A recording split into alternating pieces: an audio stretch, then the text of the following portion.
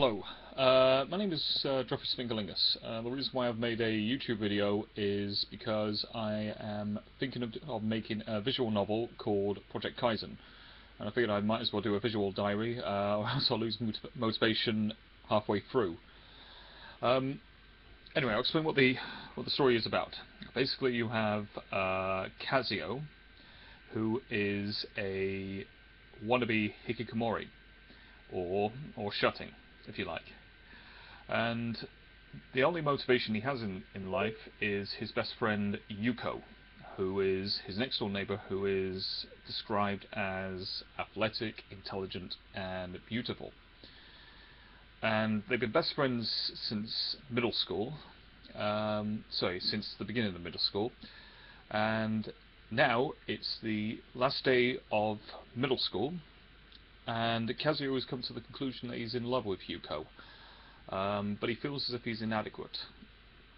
So, the entire point of the novel is him trying to improve himself in order to be able to be good enough in order to date Yuko. And he first starts by doing a morning jog with Yuko. Yuko does a daily jog.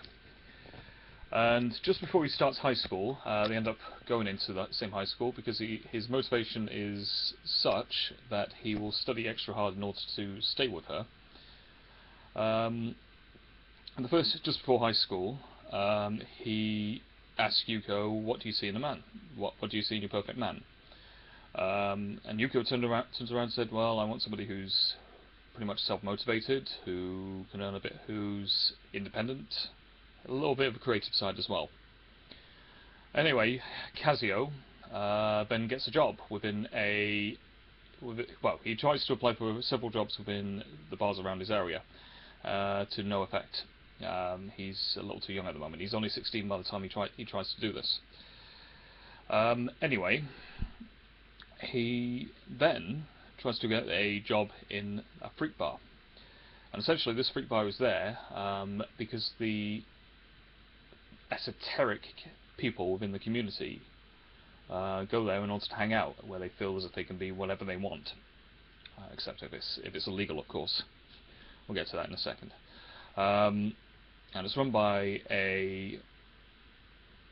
quite an esoteric guy who ends up, subplot is where he blackmails the entire council around the area, which of course leads him to have quite a bit of money behind him. Anyway, back to Kazuo. Kazuo manages to get this job. He's actually hired pretty much straight away, and he ends up meeting a load of the subsidiary characters who are romantic interests later on. We'll get to that in a second. And he actually manages to ask Yuko out. And Yuko turns around and said, "Well, yeah, we've been friends forever, so we'll carry on doing that." But she starts to become more and more distant. They actually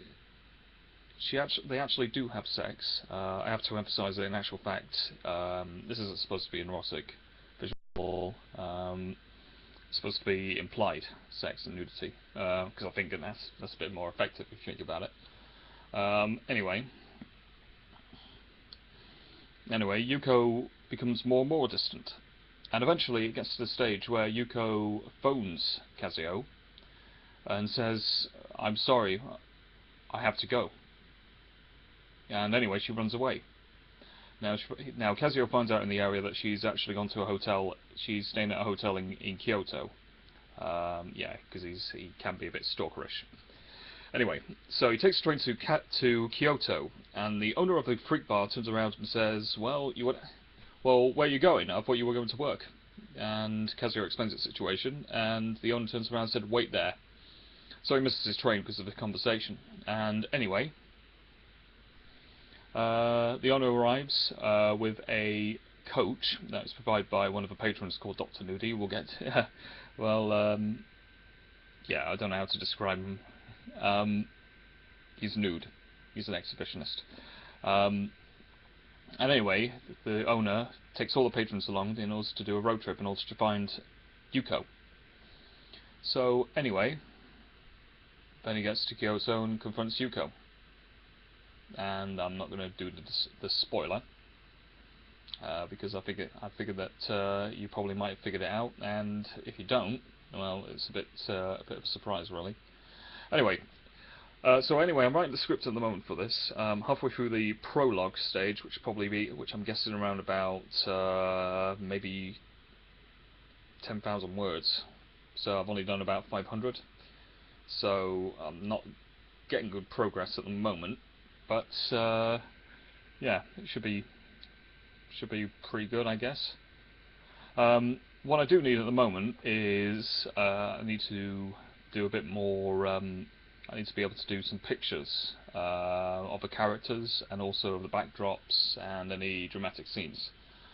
At the moment, I'm a bit.